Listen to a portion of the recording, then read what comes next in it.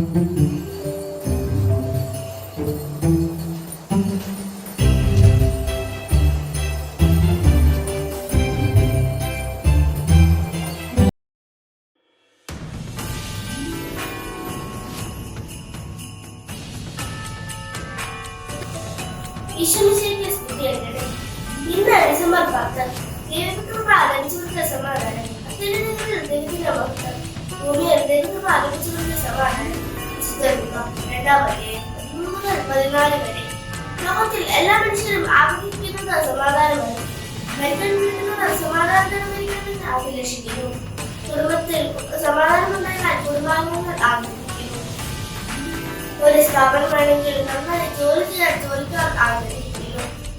അത് ക്രമസമാധാനം നിലനിർത്തണമെന്ന് പങ്കാളികൾ നിർദ്ദേശിക്കുന്നു. എല്ലാവർക്കും ആവശ്യം സമാധാനമാണ്. യഥാർത്ഥ സമാധാനം യേശുവിനാണ് നാം കണ്ടെത്തുക.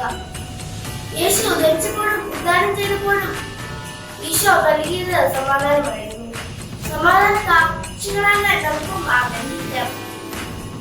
ലോകത്തിൽ സമാധാനമില്ലാതെ അലയുന്ന എല്ലാവരെയും ഈശോയ്ക്ക് സമർപ്പിച്ച് സന്തോഷത്തിന്റെ ആഗ്രഹം ഒരു ദിവസത്തിന് വേണ്ടി നാം 10 നന്മ ഒരു തൃത്വസ്തുതിയും ചൊല്ലി നമുക്ക് പ്രാർത്ഥിക്കാം. ആമേൻ.